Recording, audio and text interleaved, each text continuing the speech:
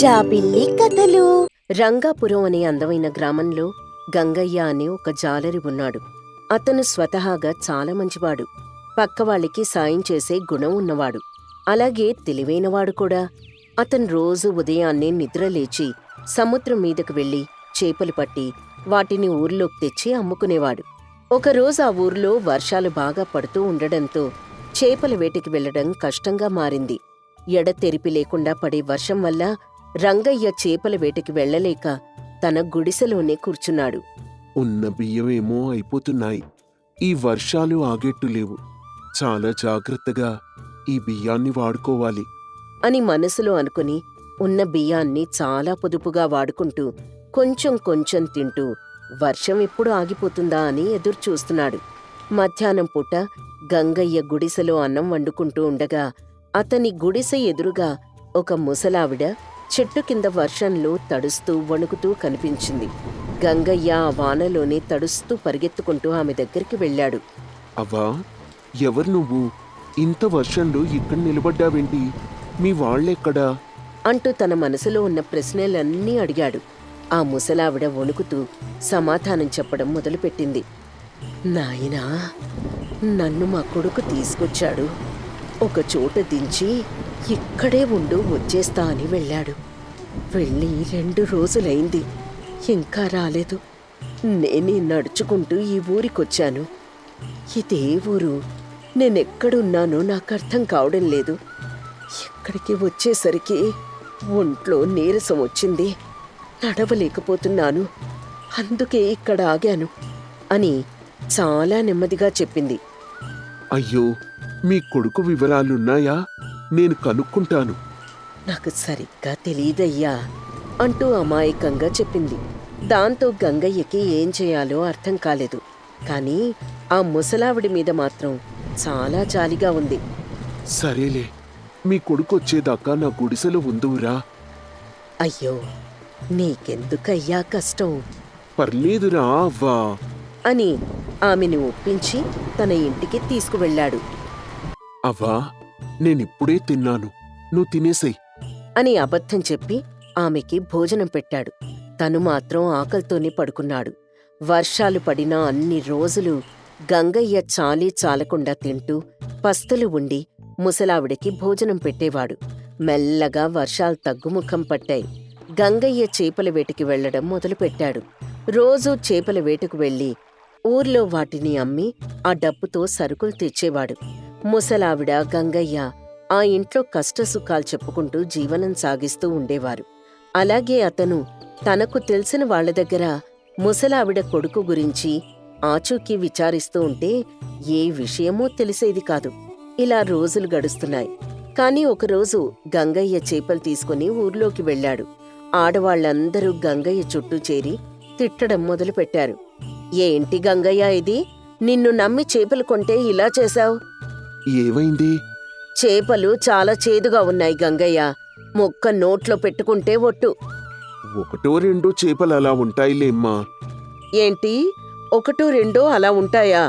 నాకమ్మిన చేపలు కూడా అలానే ఉన్నాయి అంటూ ఇంకో ఆవిడ కూడా చెప్పింది. గంగయ్యకి దిక్కుతోచలేదు. వెంటనే 3వ ఆవిడ అందుకొని, నాకమ్మిన చేపలు కూడా చేదుగానే ఉన్నాయి గంగయ్య. కొంపదీసి చచ్చిపోయిన చేపలు అమ్మావా ఏంటి? నిన్ను చాలా నమ్మాం గంగయ్య. నువ్విలా చేస్తావని అస్సలు అనుకోలేదు అని తొందరపడి అనేసింది.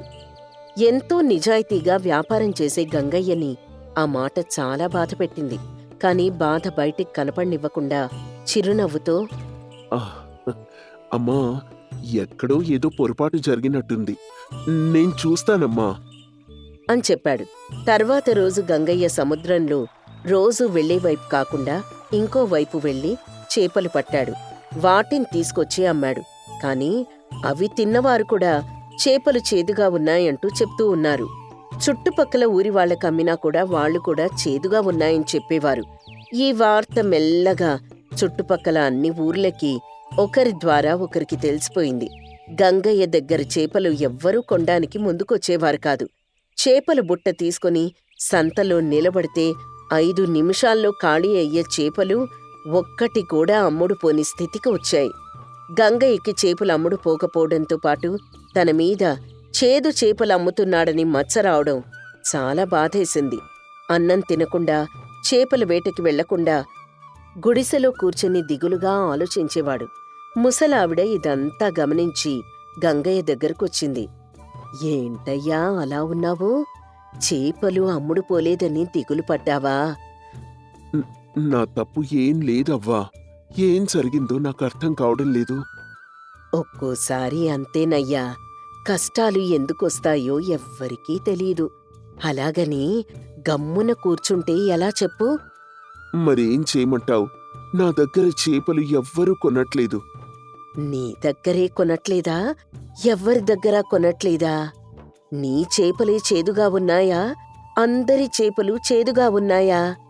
ఆ విషయం తెలుసుకోవా? అనగానే అంతవరకు అలా ఆలోచించని గంగయ్యకి అది తెలుసుకోవాలని అనిపించింది. వెంటనే చుట్టుపక్కలుండే మిగతా జాలర్లని, గ్రామస్తుల్ని అందర్నీ కలిసి విచారించడం మొదలుపెట్టాడు. చేపలు చేదుగా ఉంటున్నాయని ఎవ్వరూ కొనట్లేదన్నా అంటూ ఆ సముద్రం చుట్టుపక్కలుండే జాలర్లు అందరూ చెప్పారు.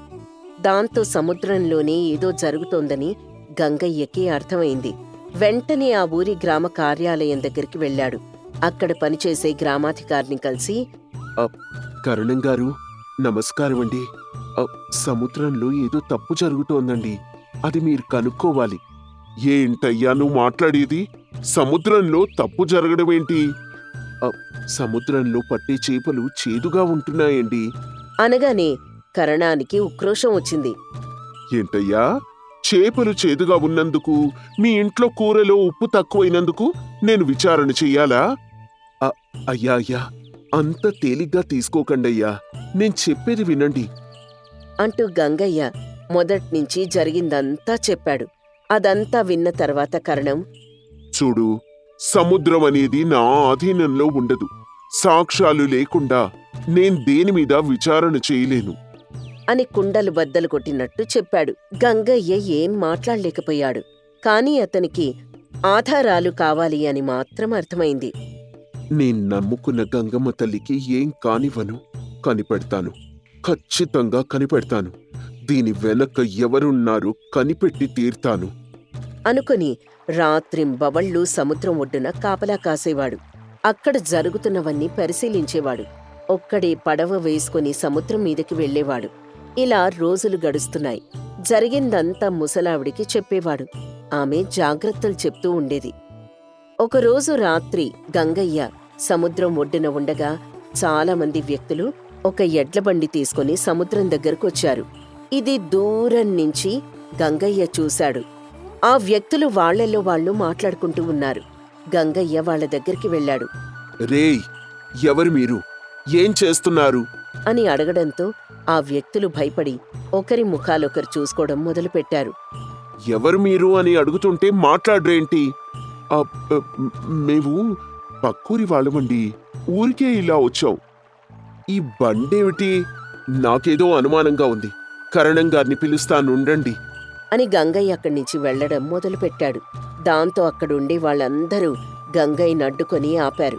గంగయ్య కోప్పడి ఎదురు తిరిగేలోపు ఆ వ్యక్తులందరూ కలిసి గంగయ్యని కింద పడేసి తన్నడం మొదలుపెట్టారు.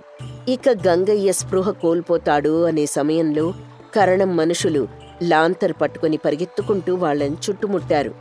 ఆ వ్యక్తులు పారిపోకుండా పట్టుకుని ఎడ్లబండి కట్టుకున్న తెరని తొలగించి చూశారు. దాంట్లో చాలా చెత్త, రసాయనాలు ఉన్నాయి. ఊరికి దూరంగా ఉండే ఎరువుల కర్మాగారం నుంచి చెడు రసాయనాల్ని, మిగిలిపోయిన చెత్తని తీసుకొచ్చి సముద్రంలో కలుపుతున్నారని వీరికి తెలిసింది. గంగయ్యని లేపి కరణం ఇలా అన్నారు. ఉత్తుందా? ప్రాణాలు పోయేవి తెలుసా? సముద్రం కన్నీళ్లు మేం చూడలేకపోయామయ్యా. నా ప్రాణం పోయినా పర్లేదు. సముద్రం చల్లగా అందర్నీ చూడాలి. సరే సరే, ఇదంతా నేను చూసుకుంటాను గాని ముసలావిడ్ని తీసుకుని ఇంటికి వెళ్ళు. ముసలావిడేంటండి? మీ ఇంట్లో ఉంటుంది కదా ముసలావిడ. ఆవిడే మమ్మల్ని ఇక్కడికి తీసుకొచ్చింది. అదిగో అక్కడుంది చూడు అనగానే దూరంగా ముసలావిడ నిలబడి కనబడింది. గంగయ్య దెబ్బలతో కుంటుకుంటూ ముసలావిడ దగ్గరికి వెళ్ళాడు. చాలాసేపయింది. నువ్వు రాకపోయేసరికి భయం వేసింది. సముద్రం దగ్గరే ఉంటావని ఊహించి కరణంగారి కాళ్ళు పట్టుకొని బ్రతిమలాడి తీసుకొచ్చాను అనగానే గంగయ్య నవ్వి ఆమెను తీసుకొని ఇంటికి వెళ్ళాడు. తర్వాత నుంచి గంగయ్య సంతోషంగా చేపల వేటకు వెళ్ళి వాటిని పట్టుకొని అమ్ముతూ ముసలావిడితో కలిసి జీవించసాగాడు. ఇంతకీ ఆ ముసలావిడ కొడుకు తల్లిని వదిలిపెట్టాడా, వదిలించుకున్నాడా? దేవరగూడెం అనే గ్రామంలో ఓ వృద్ధుడు తోట పక్కన ఉన్న ఇంట్లో ఓ చిన్న పొయ్యి పెట్టుకుని నిత్యం తానే వంట చేసుకుంటూ ఉంటాడు. కనీసం రోజులో ఒక్కరికైనా భోజనం పెట్టందే తను మాత్రం తినేవాడు కాదు. అతని భార్య అతని పనులకు విసుక్కుంటూ ఉంటుంది. అయినా సరే అతను మాత్రం అవేవీ పట్టించుకోడు. ఏంటయ్యా, ఇన్నేళ్ల బట్టి ప్రతిరోజు ఎవరో తెలియని వారికి వండి వడ్డిస్తూనే ఉన్నావు, ఇంకెన్నాళ్ళిలా? ఆకలితో ఉన్నవారికి అన్నం పెడితే అది చాలా పుణ్యం లక్ష్మమ్మ. సరేనయ్యా, నేను కూడా ఒప్పుకుంటాను. కాని నీ వయస్సు మీద పడుతోంది, ఒంట్లో ఓపిక తగ్గుతోంది. అది నీకర్థం అవుతోందా? తెలుస్తోంది. కానీ రోజులో కనీసం ఒక్కరికైనా భోజనం పెట్టందే నా మనసు శాంతించదు. అర్థం చేసుకో. బాగుందయ్యా నీ సాంబడం. అన్నదానం అనుకుంటూ ఆరోగ్యం కూడా పట్టించుకోకపోతే ఎలా? చూడు లక్ష్మమ్మ, ప్రాణం ఏనాటికైనా పోవాల్సిందేనే. కాని పోయేలోపు మనవంటూ భూమి మీద ఏం చేశామనేది ముఖ్యం. ఊరుకోవయ్యా, పొద్దున్నే ఆ మాటలు. ప్రాణాలు పోవడం వరకు ఎందుకులే, నువ్వు జరుగు, నేను వంట చేస్తాను అని వీళ్ళిద్దరు మాట్లాడుకుంటూ ఉండగా ఆ గ్రామ పెద్ద ఒక బాటసారిని ఆ ఇంటికి తీసుకొనొస్తాడు. సుబ్బారెడ్డి, ఉన్నావా? హా పెద్దయ్యా, మీరా? రండి. ఏంటిలా వచ్చారు? మరేం లేదు సుబ్బారెడ్డి, ఈ వ్యక్తెవరో కాలినడకన వేరే ఊరు వెళ్తున్నట్ట. ఆ చెరువు దగ్గర చెట్టు కింద కూలబడిపోయాడు. అయ్యో, అవునా? ఏమైందసలు? అదే ఆరా తీస్తే తెలిసింది. ఈయన భోజనం చేసి 3 రోజులైందంట. ఈ ఊర్లో నిత్యాన్నదానం నీ ఇంట్లో జరుగుతూ ఉంటుంది కదా, అందుకే ఇలా తీసుకొనొచ్చాను. చాలా మంచిది పెద్దయ్యా. ఈ రోజు ఎవ్వరూ రాలేదేంటా అని నేనే ఊర్లోకొద్దామనుకున్నాను. అంతలోనే ఆ దేవుడు మీ రూపంలో ఇతన్నిలా తీసుకొనొచ్చాడు. అంత పెద్ద మాటలెందుకు లేవయ్యా, ఇక నేను వెళ్ళొస్తాను అని చెప్పి గ్రామ పెద్ద అక్కడి నుంచి వెళ్ళిపోతాడు. సుబ్బారెడ్డి ఆ బాటసారికి అతిథి మర్యాదలు చేస్తాడు. బాబూ, రండి బాబూ, కూర్చోండి. మా ఆతిథ్యం స్వీకరించండి. చూస్తుంటే చాలా అలసిపోయినట్టు కనిపిస్తున్నారు అని వడ్డిస్తూ ఉంటాడు. ఆ బాటసారికి ఒక్క ముద్ద నోట్లో పెట్టుకోగానే కళ్ళల్లో నీళ్లు తిరుగుతాయి. బాబుగారు, నేనెవరూ మీకు తెలియకపోయినా ఇంత ఆప్యాయంగా నాకు అన్నం వడ్డిస్తున్నారు. ఈ భోజనం కంటే కూడా మీ ఆప్యాయతకి నా కడుపు నిండిపోయింది. మనిషిని మనిషి ఆప్యాయంగా పలకరిస్తూనే ఉండాలయ్యా. ఎవరి మనసులో ఏ బాధుందో ఎవరికెరుక.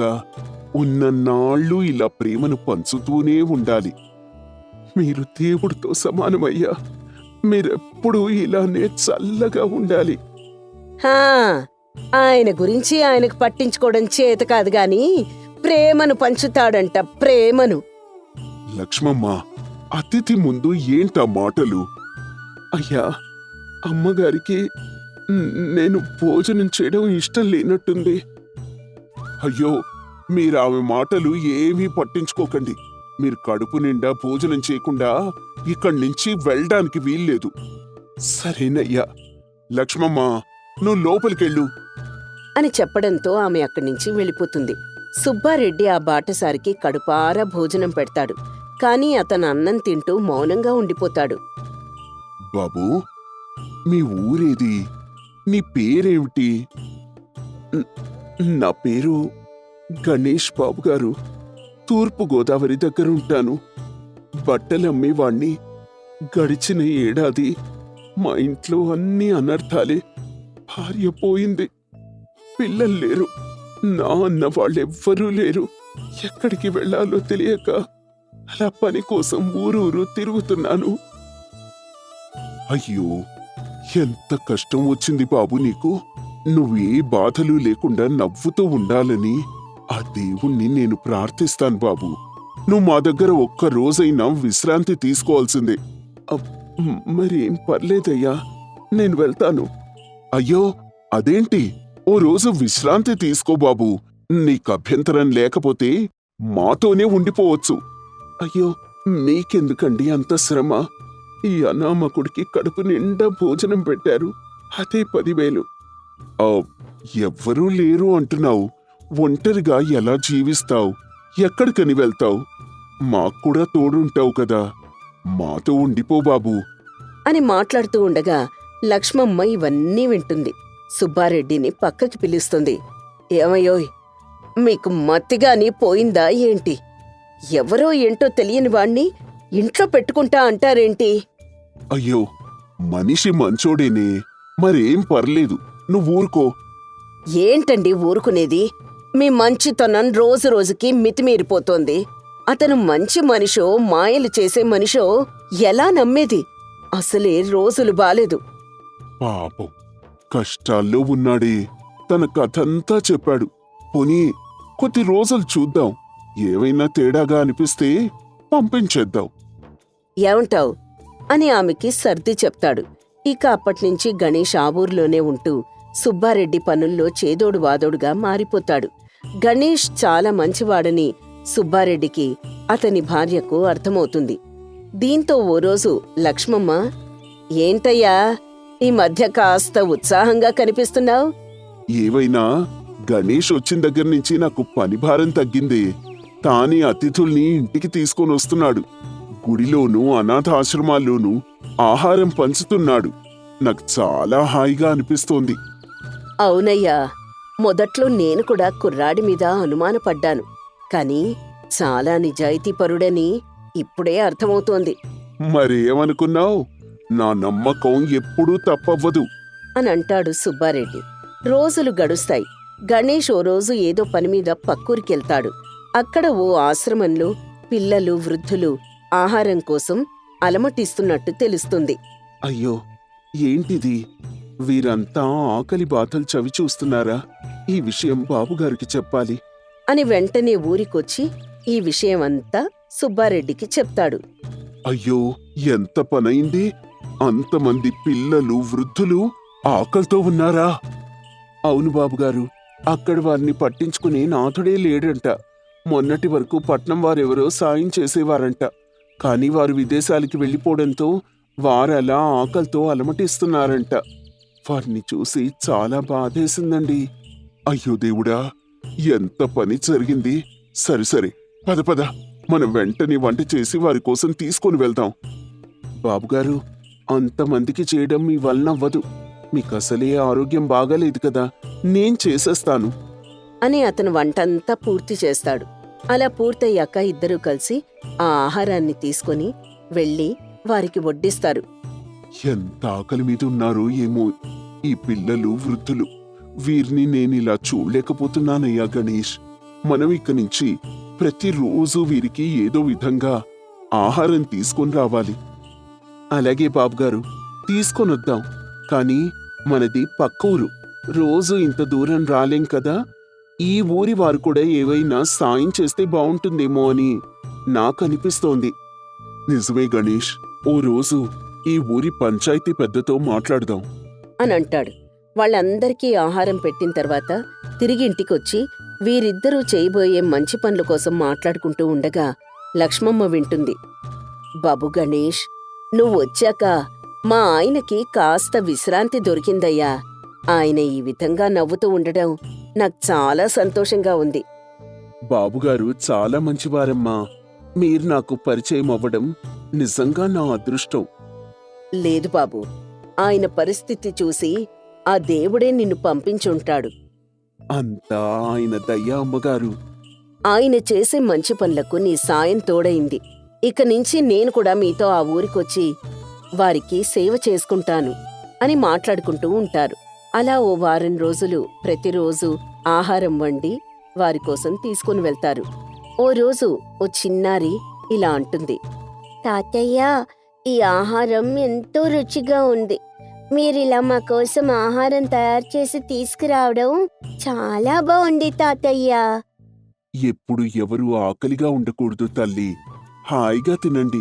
మీకు మేము ఎప్పటికీ రుణపడి ఉంటాం నాయనా అని ఓ పెద్దావిడ ప్రేమగా మాట్లాడ్డంతో సుబ్బారెడ్డికి చాలా ఆనందం కలుగుతుంది. గణేష్, ఇదంతా కేవలం నీ వల్లనే సాధ్యమైంది. నువ్వే కనుక లేకుంటే ఇంతమంది ఆకలితో ఉండిపోయేవారు. మీరే లేకుంటే ఇదంతా నాకు మాత్రం ఎలా సాధ్యపడుతుంది బాబుగారు? ఇది మన బాధ్యత గణేష్. ఇలా సాయం చేస్తూనే ఉండాలి. సరే బాబుగారు, కానీ మనం ఈ ఊరి పెద్దతో ఓసారి మాట్లాడటం మంచిదేమో అనిపిస్తోంది. నిజమే కదా, పద ఓసారి వెళ్ళొద్దాం అని ఇద్దరూ పంచాయతీ పెద్ద దగ్గరికెళ్ళి విషయం చెప్తారు. 2 రోజుల్లోనే ఈ విషయం ఊరి వారందరికీ తెలుస్తుంది. అలా ఊరి సమక్షంలో ఓ రోజు ఊరి పెద్ద ఇలా అన్నారు. సుబ్బారెడ్డి గారు, మీది మా ఊరు కాకపోయినా ఇక్కడి వారి పట్ల దయ చూపించారు. మాకు నిజంగా ఈ విషయం తెలియదు.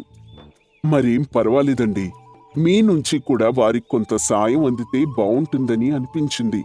అయ్యో, ఖచ్చితంగా ఇక నుంచి వారి బాధ్యత మా ఊరు మొత్తం పంచుకుంటాము. మీలాంటి వారు ఉండడం నిజంగా మాకు చాలా సంతోషంగా ఉంది. మనిషిగా ఈ భూమి మీద పుట్టిన తర్వాత ఏదో ఒక మంచి పని చెయ్యాలండి. దేవుడు నాకు ఈ శక్తి ఇచ్చాడు, చేస్తున్నాను, అంతేనండి.